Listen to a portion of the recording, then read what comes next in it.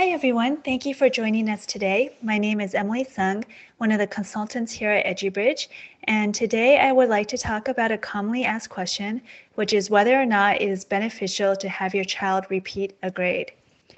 In America, redshirting is a practice of postponing entrance into kindergarten of age-eligible children in order to allow extra time for socio-emotional, intellectual, or physical growth. This trend gained large popularity from the book Outliers, where the author of the book stated that those that excel in sports were oldest of the children in the same sports league, meaning that those that were older in the same group were bigger, stronger, and more coordinated.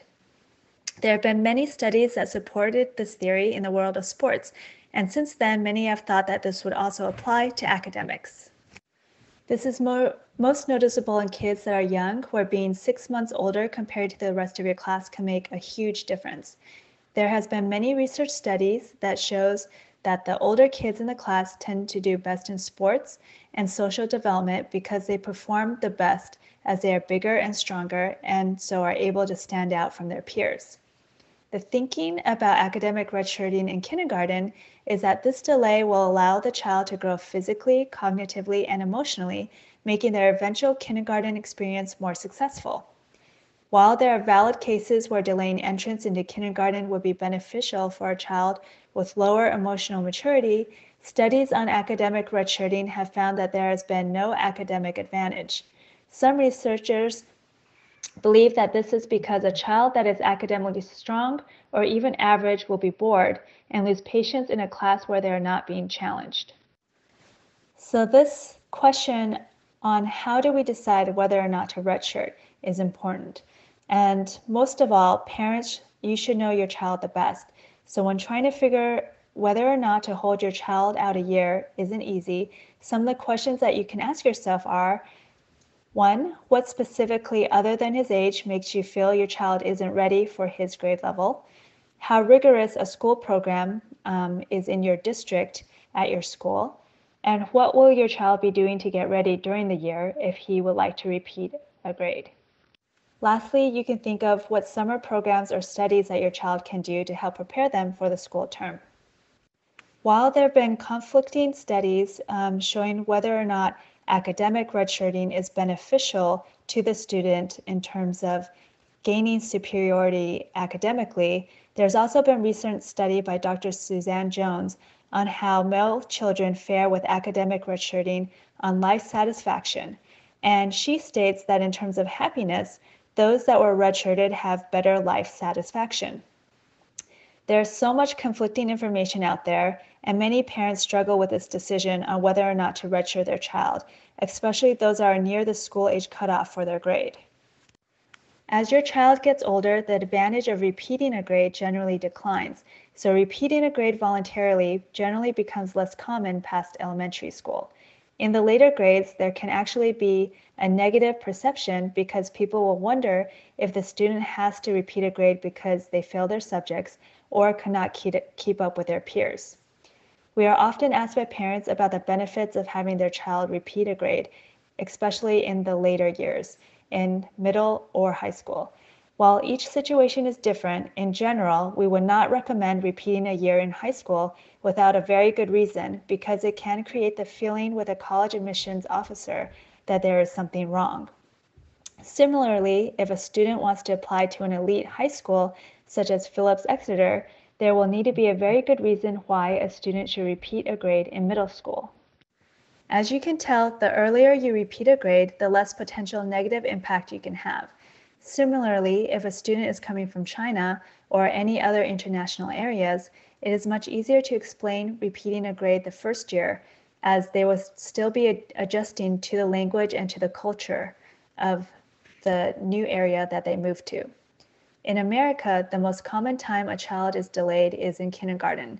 We have friends, the mom that went to Stanford and a father who went to Yale, who delay their kids for the reasons that we talked about. They did this in kindergarten and planned it out while the kids were still babies. And this will not have a negative effect on them because they started so early. The overall advice that we would give is that each situation is a bit different, and it's up to you to decide what is best for your child. It is a big decision to make, your son or daughter repeat a grade, and you should get expert opinion. In general, we at EduBridge believe that you should never do it for high school, with rare exception. You maybe can consider doing it in middle school if you have a good reason, such as moving into United States or Canada from an international area. And it is okay to do it in elementary school, especially if you happen to start from the beginning in kindergarten. So that kind of concludes our talk on redshirting, and I'll open up the floor to any questions that you have regarding this topic or anything else that you would like to ask. Thank you. So there was a question on how to choose a major at college if the student is not exactly sure which area she wants to focus in. And universities actually allow a lot of leeway for experimentation. They allow you to take a variety of different classes to feel out what your area of interest may be. And some even schools, such as MIT, even have the first year is pass-fail. So that allows for a lot of experimentation and studies of different fields. There are some colleges, such as Cornell, which you have to choose which school to apply to, like the School of Arts or the School of Engineering, where they don't allow as much experimentation. But many other universities do allow you to have this freedom.